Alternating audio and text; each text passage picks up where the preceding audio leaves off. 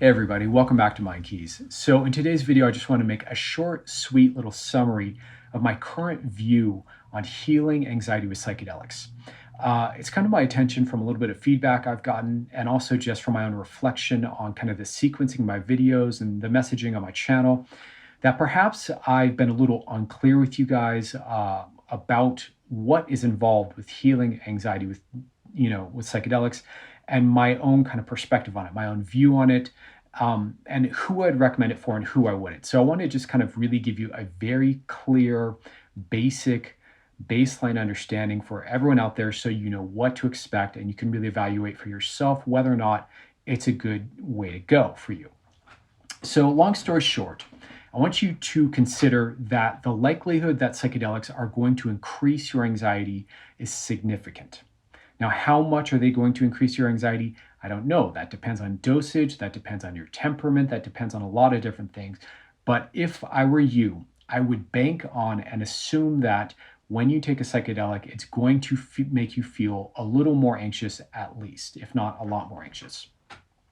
So, there's a lot of reasons for this. One of the basic reasons is that psychedelics tend to have a stimulant effect, especially LSD, also especially DMT.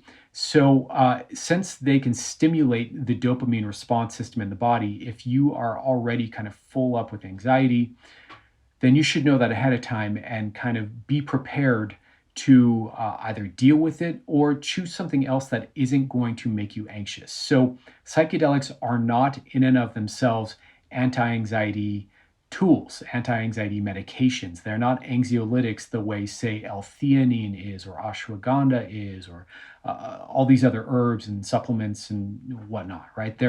That's not really their mechanism of action. That's not really what they're there for. So if you're using it for anxiety, I want you to understand first and foremost that there's a really good chance it'll make you more anxious.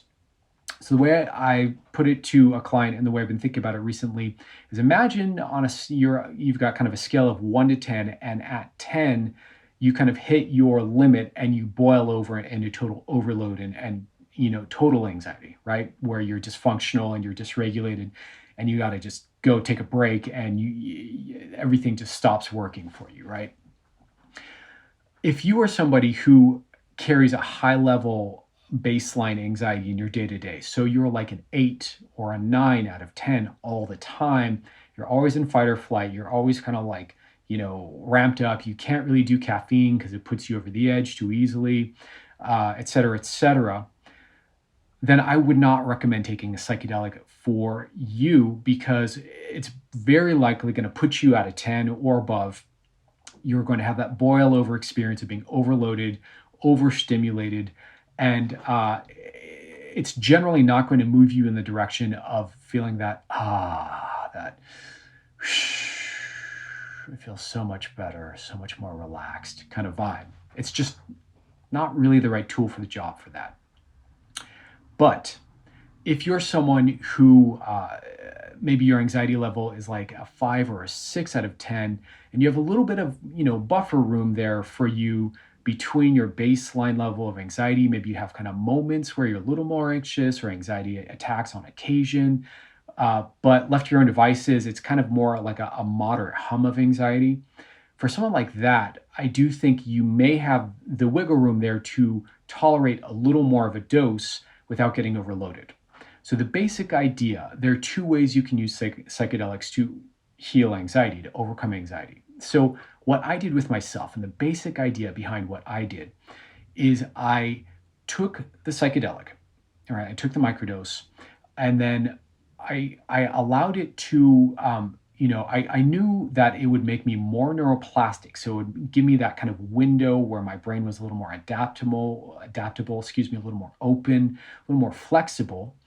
And I leveraged that kind of neuroplasticity to do the processes that I'm teaching of my clients and will be teaching in my courses, to start to reduce and interrupt the anxiety. So what I'm doing is I'm kind of banking on, okay, I'm going to take this microdose. It might bump up my anxiety a little bit, But then when I have that kind of window of openness where my brain's a little more open and it's kind of adapting to the psychedelic, and I have a little room to make some changes, I'm going to go in during that window and I'm going to run these processes and interrupt whatever anxiety is there and help it start to rewire and clear.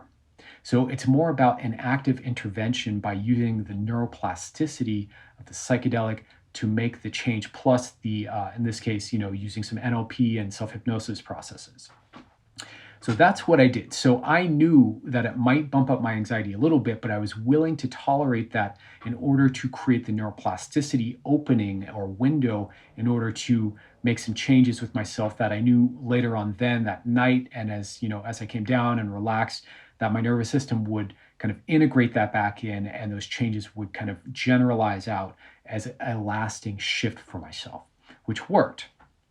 The other way you can go with it, though, especially if you're macrodosing, let's say you're going to take psychedelics and you're going to take a full dose of something, I would assume and anticipate that you're going to have that come up anxiety that most people have for that first hour or 90 minutes of your trip, where you're kind of adapting to this new state that you're moving into, and there's a bit of overwhelm, a bit of fear, a bit of kind of existential, like feeling lost and terrified for a little bit. All very classic, normal experiences with psychedelics.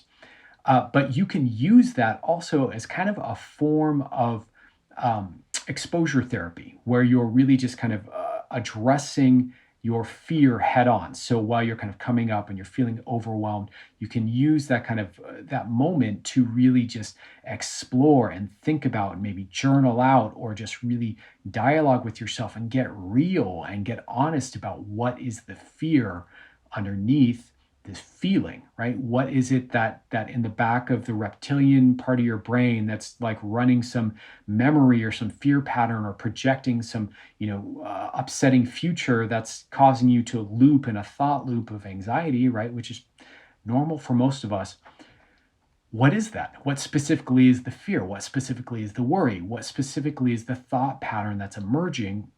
And you can really reflect on it and use it to kind of really engage it directly. Now, this would be more in alignment with kind of your classic application of psychedelic therapy, as far as I understand it. And so for a lot of people, this is an easier way to go. So you can either do exposure therapy, or if you have the wiggle room inside yourself, you can take, a moderate dose of a psychedelic, enough to kind of make you a little more adaptable and neuroplastic, add in some sort of technique or intervention that helps you to rewire and interrupt that sense of anxiety, or whatever's driving it. So I'm going to rewire the unhappy thoughts or the fears. And, you can do that in a variety of ways. I have my own techniques, but you could also use CBT. You could use, all kinds of therapeutic techniques. You could think about it in terms of depth psychology, if that works for you, whatever works, right? But if you are just totally new to psychedelics and totally running at a high level of anxiety, you're at like an 8 or a 9 and you're overloaded all the time and you're just like hot-headed and barely fucking holding on through your days, and you want to feel better, and what you want is spaciousness and relaxation and ease and relief and a little break from feeling overloaded all the time, I would not recommend a psychedelic as the thing that's going to help get you there directly, in the same way that a lot of other supplements, a lot of other medications would. Now, just to wrap this up really quick, so I hope that's nice and clear. If you're, are running hot already, don't use psychedelics for anxiety. If you have the wiggle room and you want to actively do an intervention, it can work. That being said, psychedelics are better for depression, as we see in the literature, because generally speaking, when people are depressed, they're lethargic, they lack energy, they lack stimulation. They're kind of, dealing with the anhedonia and feeling kind of numb inside. They are emotionally kind of dysregulated and kind of just low in their mood, low in their energy level. So adding more energy into that state, generally there's the room there for it. It's not going to cause a person to boil over into overwhelm so readily. So anyways, I hope that makes it more clear. And so that's really my stance on using it for anxiety. It is possible to do, but it takes a very specific approach to really be successful with it. So if generally speaking, you're kind of looking around the internet trying to find tools for anxiety with depression, or sorry, psychedelics with anxiety, uh, then this is what I want you to know, basically. So I hope this clarifies it a bit. If it's not clear still, please feel free to leave me a comment below, and I'll be happy to try to clarify in more depth. But I just want to make kind of a quick video here and kind of clarify this point, because I feel like the messaging on my channel makes it seem like taking psychedelics is the same thing as taking a benzo, or the same thing as taking some sort of anti-anxiety medication, and it's not. You're running a much more of a risk of overloading yourself and feeling overwhelmed. So anyways, all the best to you. Take care. Have a beautiful Thursday, and I will see you guys tomorrow.